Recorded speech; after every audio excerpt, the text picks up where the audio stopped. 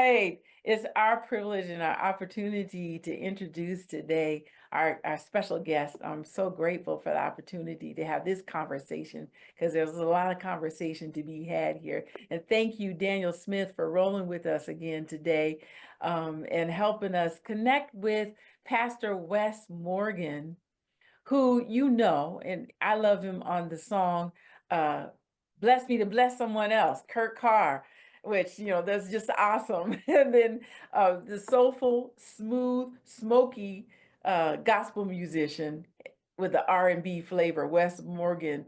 He stands as a cornerstone of change and compassion and inspiration.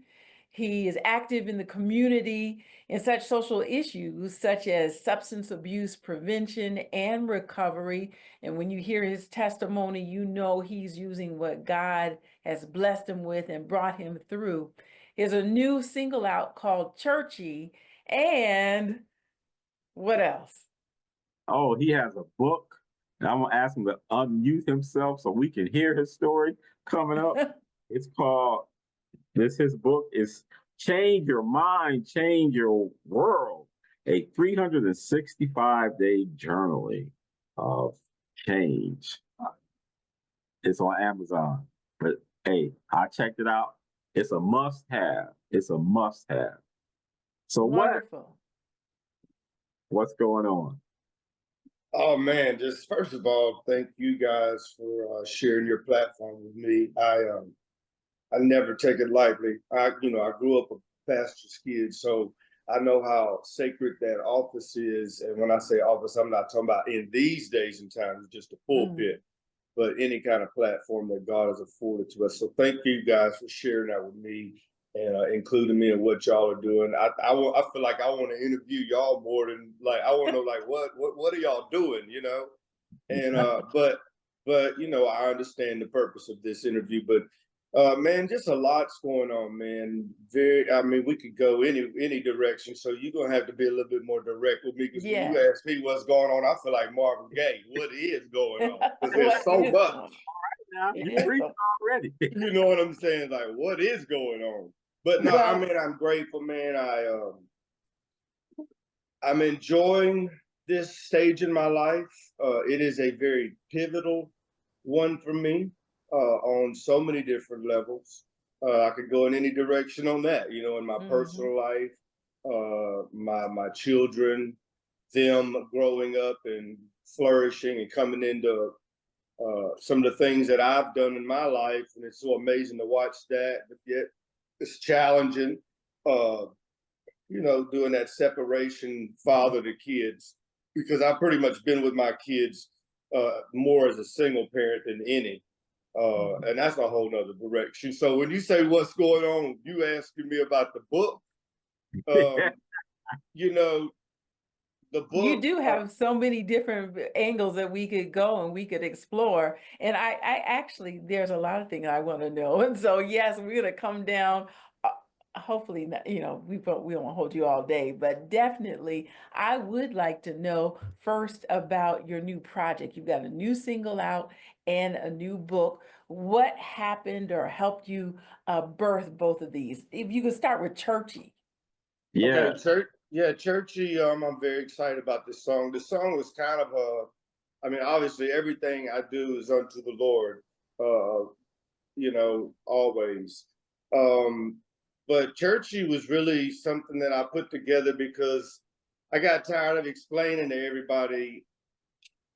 Everybody comes up to me, how do you get your sound? You don't look like your sound, and I'll let y'all fill in all the blanks and the peripherals on those thoughts.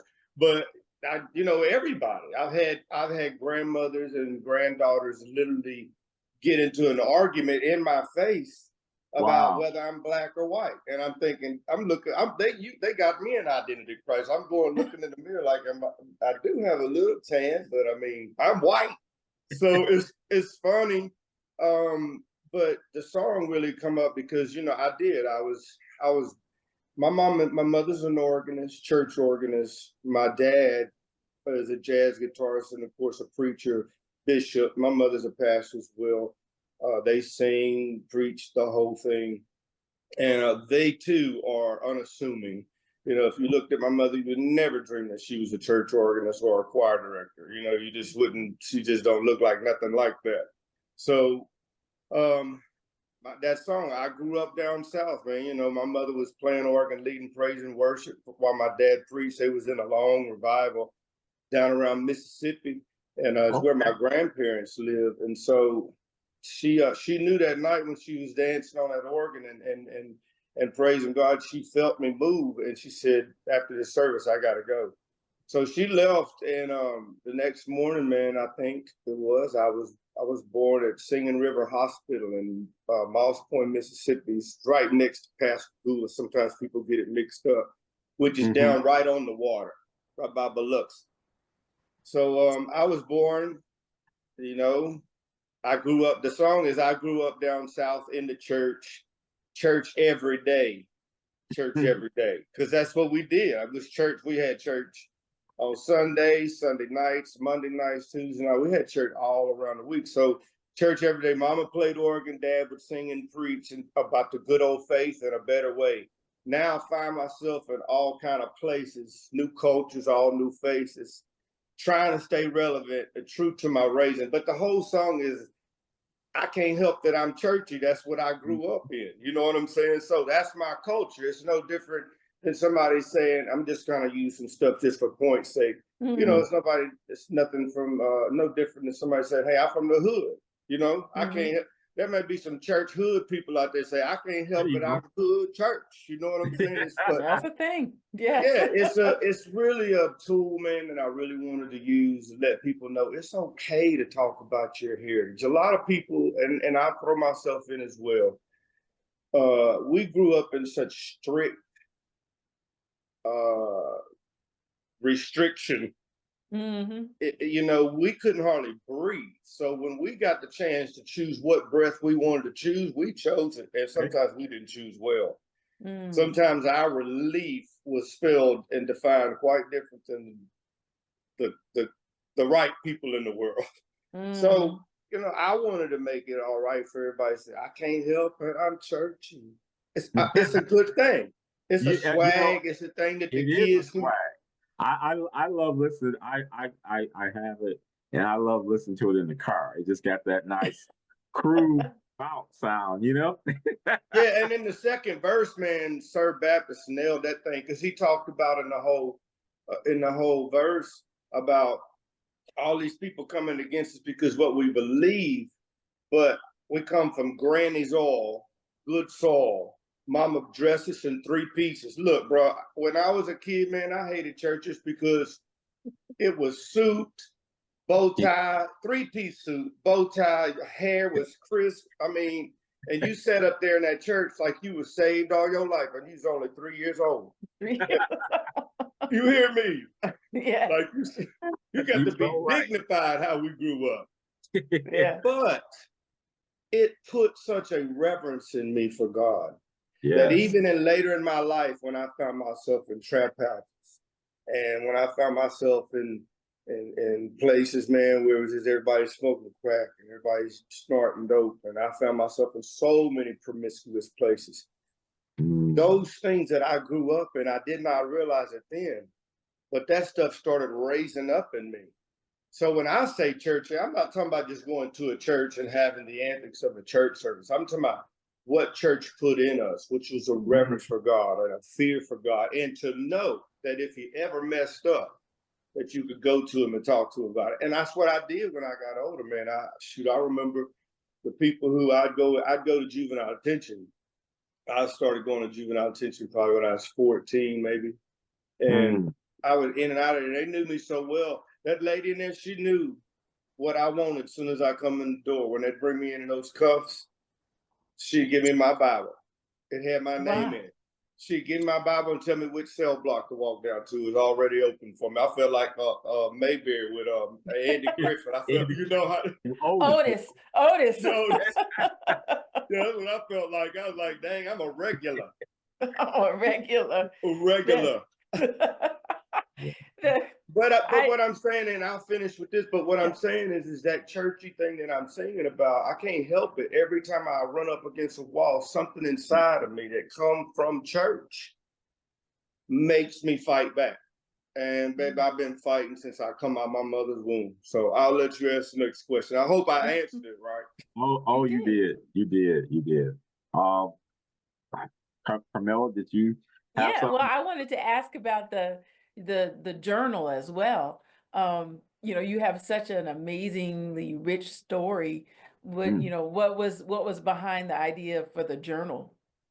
It was the people. The people spoke up. I Okay. mean, when I would go out, I made a point. I told God, I said, if you'll get me out of it, I'll never stop talking about it. Mm-hmm. wow. I'll never be ashamed about talking about being a crackhead. I've had people call me crackhead. I've had people call me, oh, that's that crackhead preacher. I used to go through all that stuff. But I promise God, if you got me out, I talk about it everywhere I go. And so um, I believe that ministry emerges from our journey, Mm-hmm. not our destination. Because Come I on. say this to people a lot, it's so important for us to share our story because that's where ministry comes from. For all Hmm. I know, I can meet you right now, Carmel, and y'all. For all I know, y'all always been squeaky clean like you are right now. But I bet if you really told the whole truth and nothing but the truth, Exactly. both of y'all would probably give me a different perspective. Yes. So Hey, you understand what I'm I saying? It's I the agree. ministry emerges from the journey, but a lot of people don't want to talk about the journey because they want everybody to think that they've always been this way. They've Exactly. always been this clean.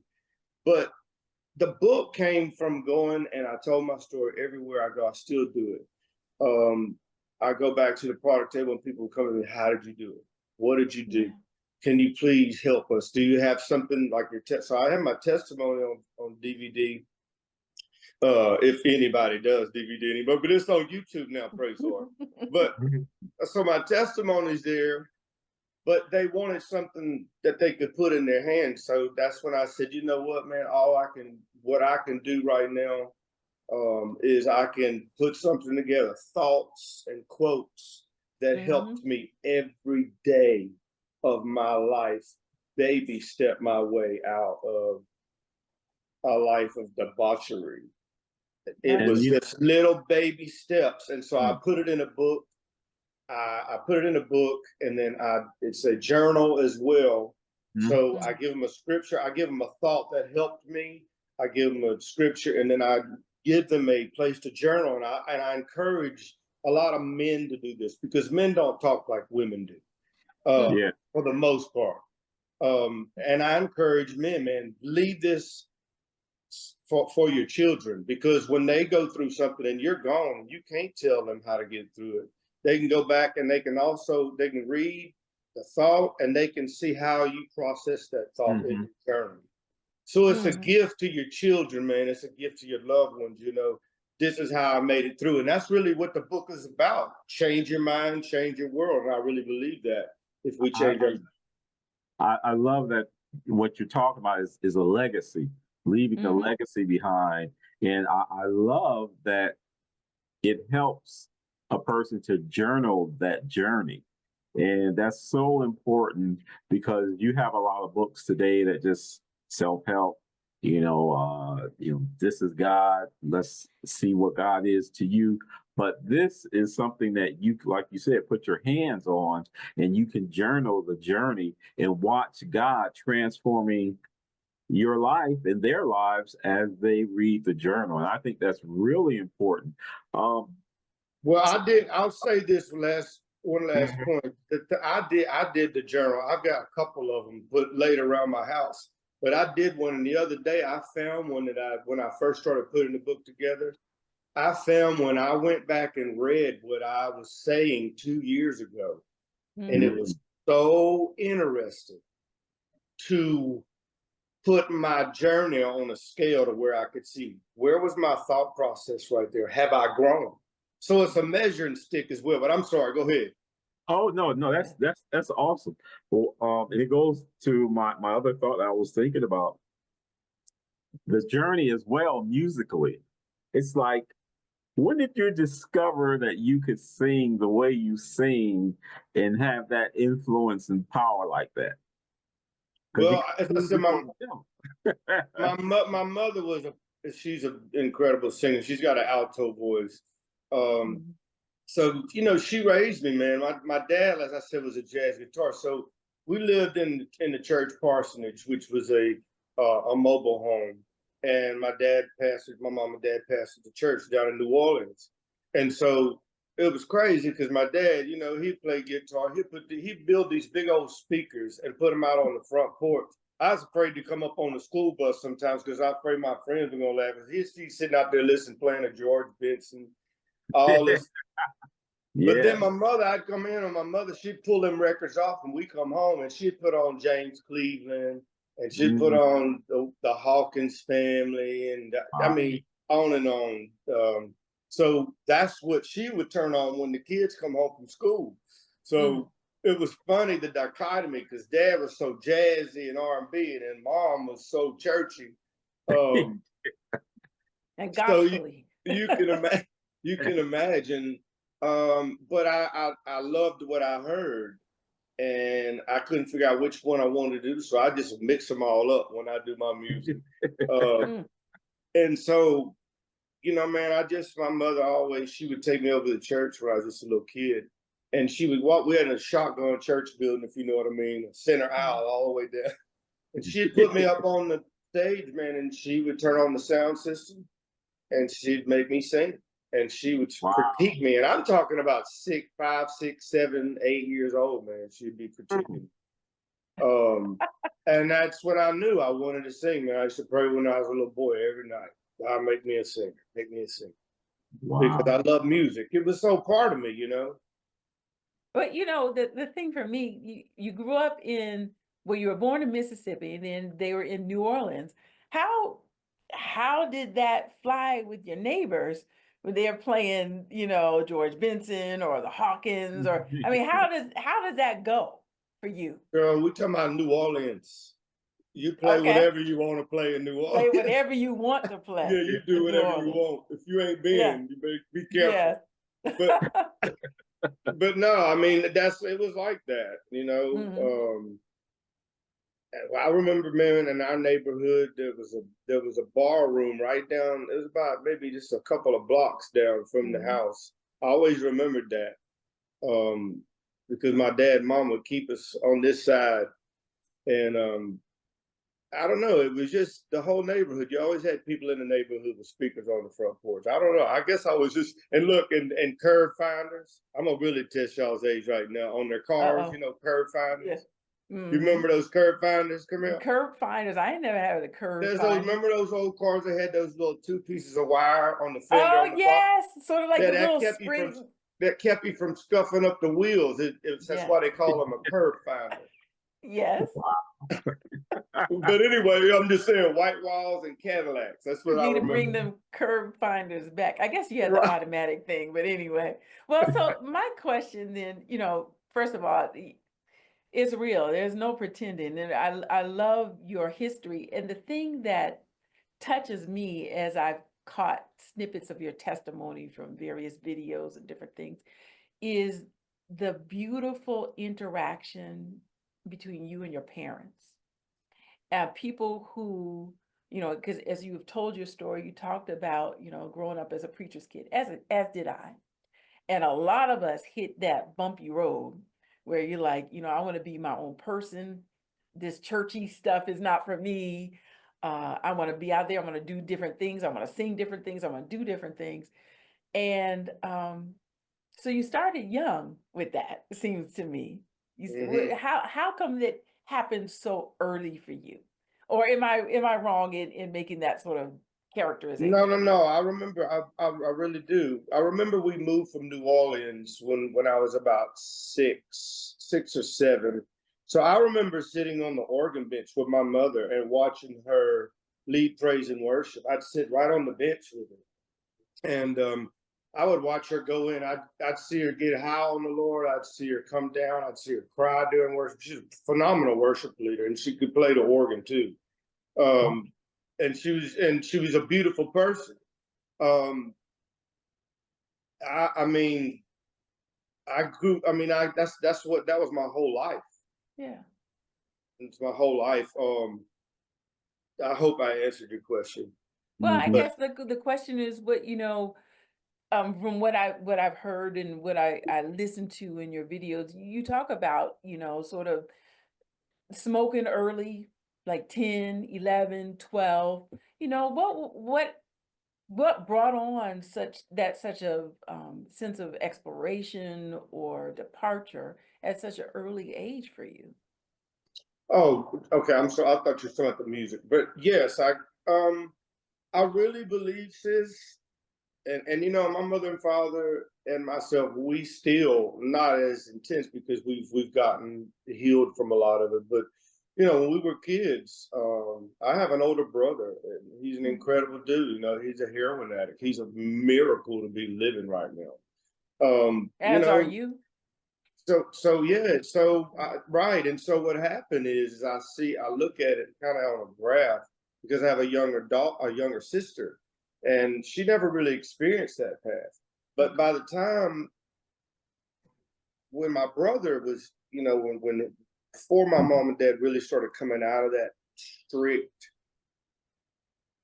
unnecessary stuff and really got a relationship with Jesus and got away from religion, that's when I was kind of going through the meat of all of that change. You know what I'm saying? And I was so sick of somebody telling me what I couldn't do and never telling me why. Mm. I never understood that, and so I think I come out of my mother's womb kicking. It was that box that they tried to put me in, even as a child. It was too small for me, and I just would kick. You know what I'm saying? It wasn't that I was better than anybody else. I just said I can't do this. This is what you're telling me God is, and what you're saying I got to do is contrary to. It's conflicting. It's an oxymoron. You understand what I'm saying? And so I think something in me said, can I say it like I won't? I said, hell no. I said, I'm not doing that. Y'all can talk What about me was all it? y'all want. But I just said, I'm not living like this. And I think what I did, because they wouldn't let me find the middle of the road, I just said, you know what? I'm taking a right here. Or left, whichever one you want to call it. And But that happens. People rebel. yeah, Yeah. this is, remember what Paul said? I'm going to bring a scripture in on this. Paul said, the law has wrought all manner of evil concupiscence. And basically what he was saying is, because you're telling me I can't do something, the law has made me want to do what you tell me I can't do. And you take somebody in that kind of mindset or in that mode, if they don't have some real people around them to look and say, hey, listen, this is really about God. Let's just forget all the other stuff. Let's just be a lover of God. And that's what happened to me. I learned that later on through my parents and through other people, officials in the judicial system. I kept going juvenile detention and jail, armed robbery charges. I mean, just kept going on and on and on. I had to realize that I was running from a system, but I was missing the center of the system, and that was Jesus Christ. So when I fell in love with him, it still keeps me. I'm still in my deliverance. God's still breaking stuff off of me. But I ain't quit, but I won't quit. I just keep loving him, and the more I love him, the more he just sheds me like an onion. So Wes, tell me that experience you had in prison and being around other people. It must have really been trying on you in so many ways that you could be around people who that you could minister to. And I'm curious, were you witnessing while you were in prison too? Did you sing? Did they know you could sing while you were in prison, or? Well, when I was young in juvenile detention, they knew a lot of people. They knew my mom and dad. The church was a prominent church at the time. So a lot of people knew. They knew where I come from. The stock, the heritage. They knew, and so they all kind of just always raised their eyebrow at me. But I was so super talented, and I give God glory on that. When I didn't even know it, I was so super talented. Man, I could go in the jail cell and find myself in the corner with Jesus saying, God, how did I get back in here? And then turn around and go out here and go sit at the table and minister a bunch of guys.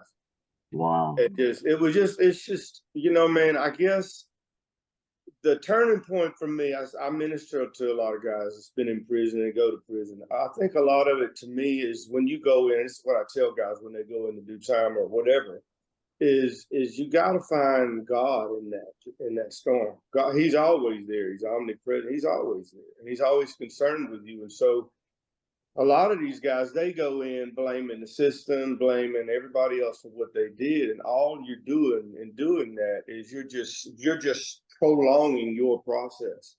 And so, when I would go to jail, man, I'd automatically look inwardly, and say, God, what do I got to do? What do I got to do to change? And so, yeah, man, they knew I sang, and especially in my later life when I started, like in my later 20s, going in and out of jail, man, and judicial system,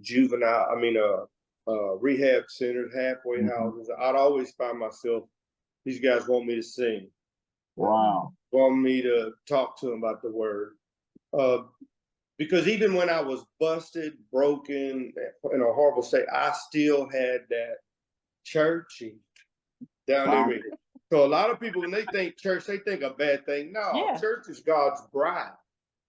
All right. That's why I tell people all the time, you don't talk about the church because you're talking about another man's woman. Uh-oh. You don't talk about another man's wife, bro. I've seen some little old boys put a whipping on some big boys for messing and talking to their wife. The last thing you want to do is mess the groom up and get him upset with you.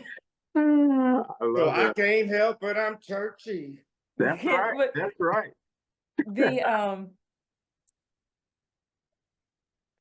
So you're churchy, and I get this. I'm struggling because you have such you were going through it for such a while, 15 years where you were going through, your substance issues. Do I have that time right? Sort of. Yeah, I mean, I've had some other bouts, since that 15-year period. I'm just gonna be straight with you. Yeah, I've had a couple other bouts. Went through a divorce, and it sideswiped me a little bit. But I'm back, and that's the thing I tell people all the time. It's you win when you get up, you lose when you stay down, and that's what I keep saying. And you referenced this earlier about my mother and my father, my relationship with them. That's because I know that is a lot of my stability. Mm-hmm. You know what I'm saying? That's my destiny is tied to them. Mm-hmm. Mm-hmm. The good, bad, and the ugly. It's just a fact. Do you think that you struggled so much or for so long? I heard you say, you believe that God had an extreme call on your life. Do you think this was, sort of like a warfare kind of situation where, the enemy didn't want you to use your talents, or was this more of like a personal struggle? What do you think? I think it's Carmela, that's one of his songs that you were talking about for so long. Yes. Yeah, choose to worship. Yeah. Yeah, there we go now. Yeah, I mean, that song come from a rough place, man. I was struggling moment to moment to not go get high. When I say moment to moment, I'm not talking about just God keep me from getting high today. I'm talking about just, can I not get high for the next 10 minutes and I'll be all right. And then when I got to that 10 minute, I'd pray for 10 more minutes. And sometimes I failed and sometimes I didn't. But I'll tell you, man, the last time when I really broke that thing off of me, God broke that off of me through that song, I Choose to Worship. Yeah. I could choose to go out the door and go to the dope house, or I could choose to worship. And I learned this, I say this a lot, what you magnify will manifest. Okay. There were times that I focused so much on not getting high that I ended up getting high because my mind was on it so much. You know what I'm saying? Does that make sense to you? Yes, it does. Because what we magnify will manifest. Whatever you constantly keep your mind on, that your thoughts are going to bring circumstances and situations to you. And so I think it's an ongoing battle. I can't let my guard down. I can't let my guard, because I know he knows what kind of impact I have with people. Yes. When God gives me that mic, that's just my moment of impact. And Satan hates it.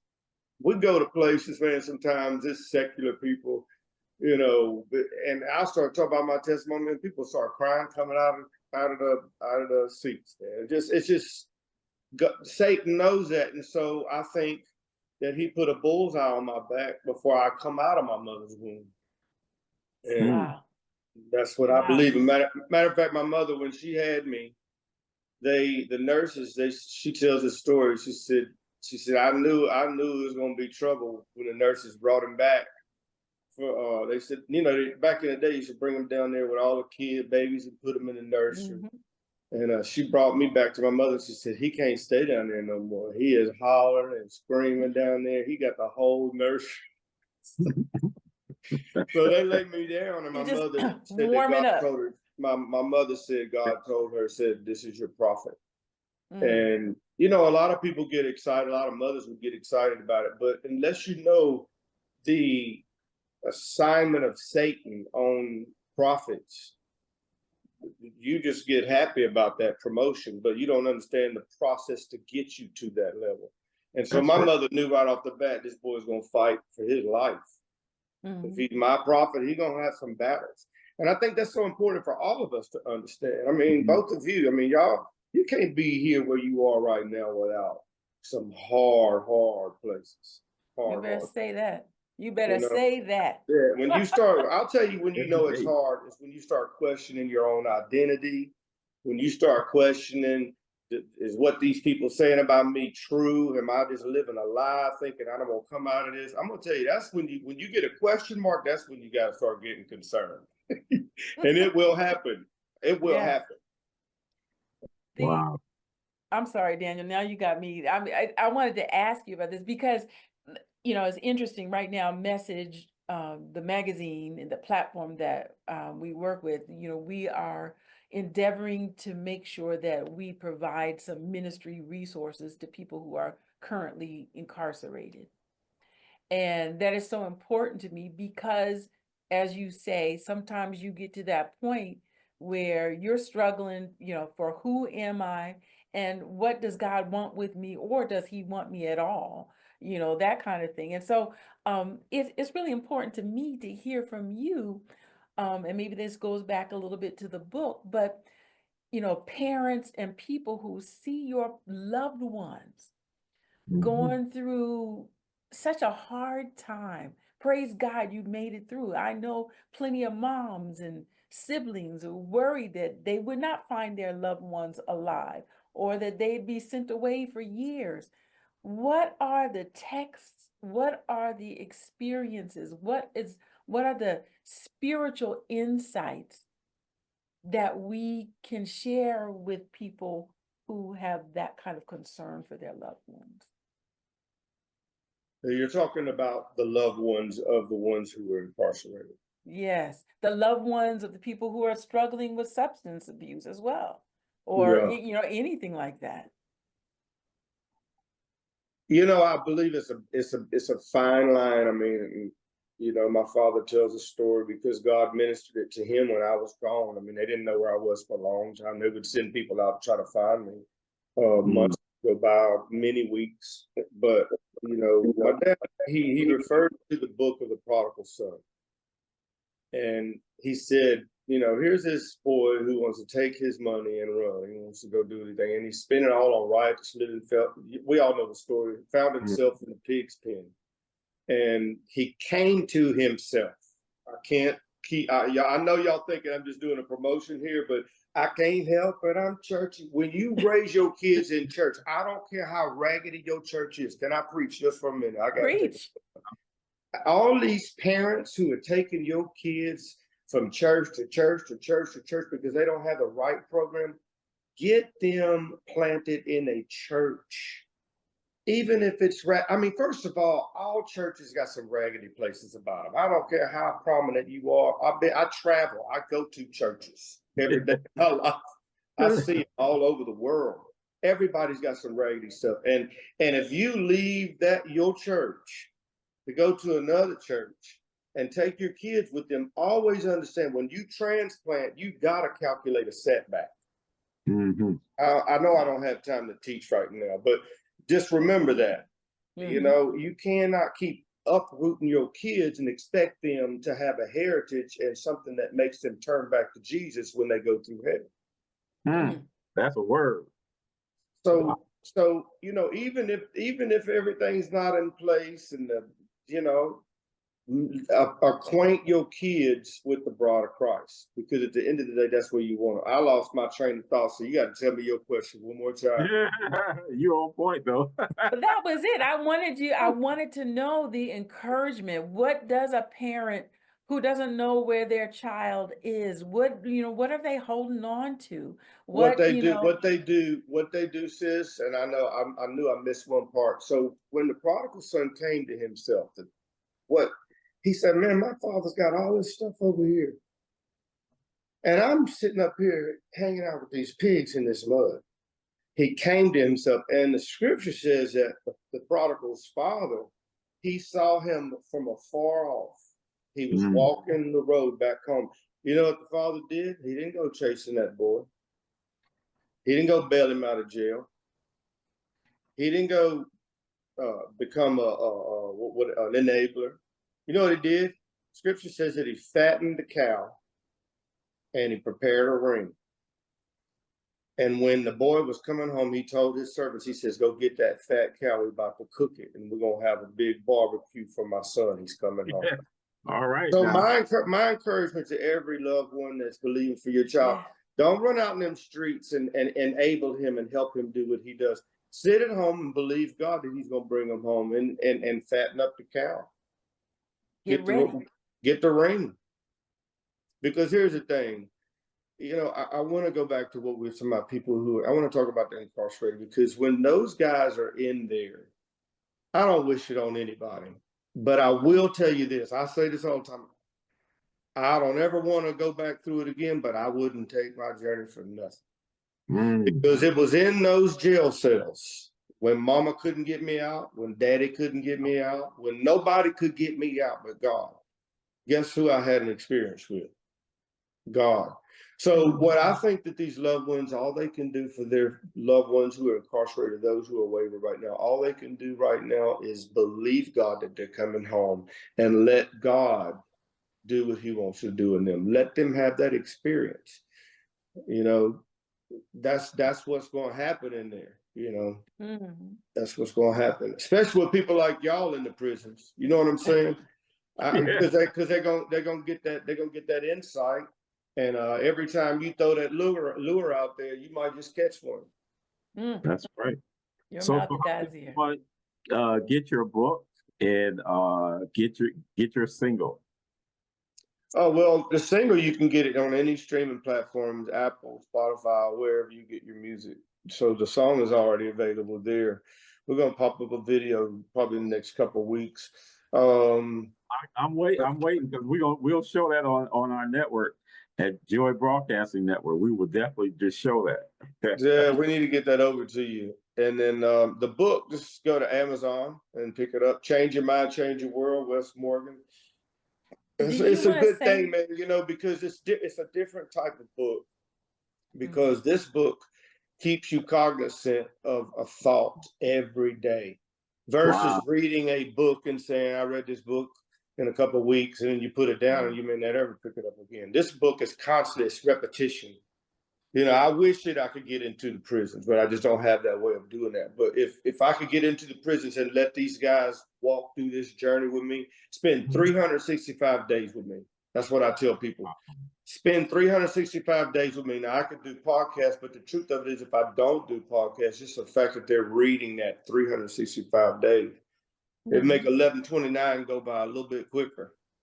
Yeah. Do you want to say anything about the prevention and recovery work that you did or do for other people?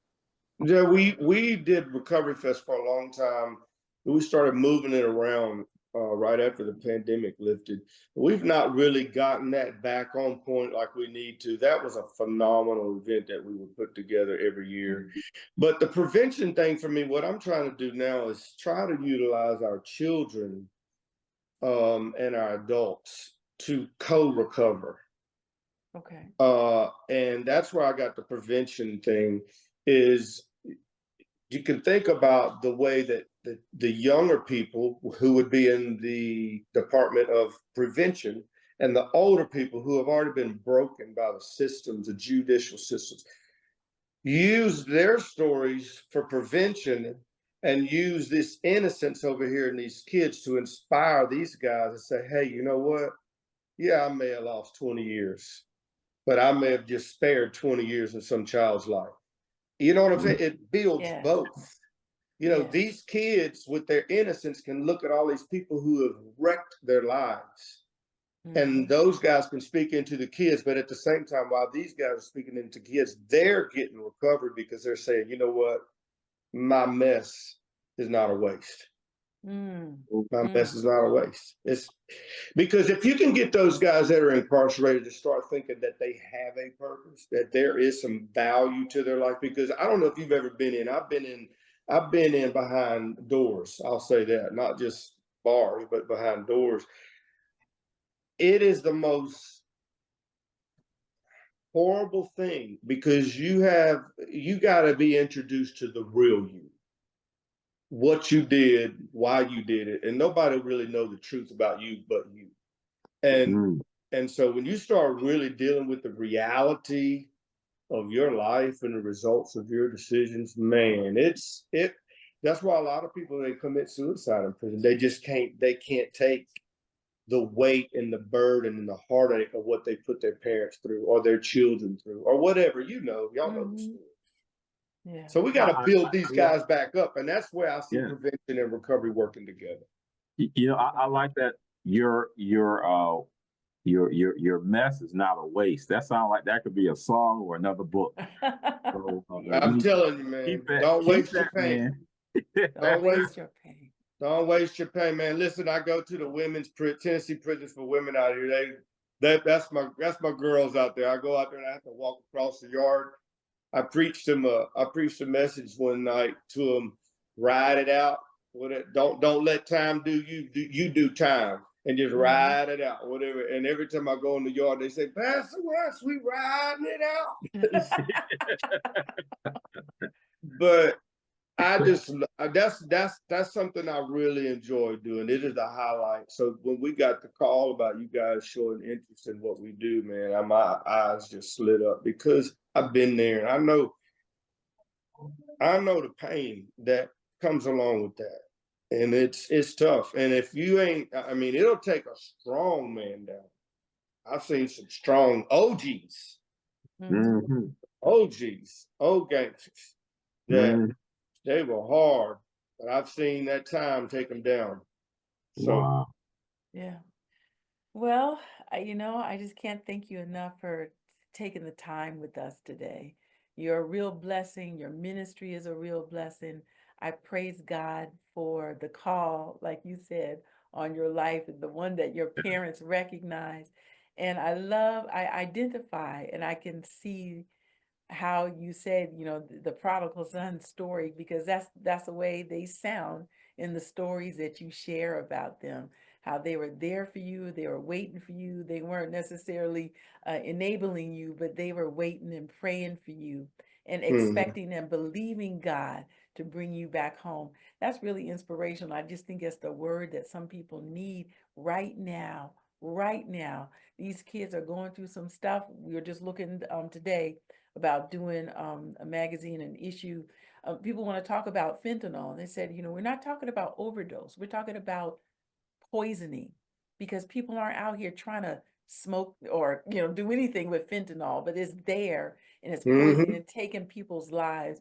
I just want people to know that there is hope, and you get that churchiness, that spirit of the Lord in you. He brings transformation and change, and that's what you inspired us on today. So thank you so much just for taking the time. Yeah, sis, I love it. I love it. And I thank you guys again. As I said in the outset of the interview, I just thank you guys for allowing me to be a part of what y'all doing and sharing your platform with me. And if there's anything we can do for y'all from the West Side, y'all let us know. But I love doing ministry. I love doing it the way we're doing it right now. hopefully that this message gets out to the right people, and the right person that's right on the ropes, can just snap out. And that's really the thing. God really dealt with me. He said the reason why Satan is using drugs so much, and has always really, but even more now, is because it's with the mind that we serve the Lord. And the enemy knows if he can attack our mind, That's right. he can keep us out of it. One of the things I don't understand about these guys who do this fentanyl and these drugs is you get high for about 2 seconds and you nod off and you pass out and sometimes die. Nowadays, you don't know what you're getting. No. And neither one's wrong, but you understand what I'm saying. We're just living in a dark time right now, Dark and if time, people that's don't start speaking up, God got a lot in store for you. Big things. Yeah. Yes, sir. Bigger and bigger. Yes. God bless. We thank you so much. God bless you. Talk soon.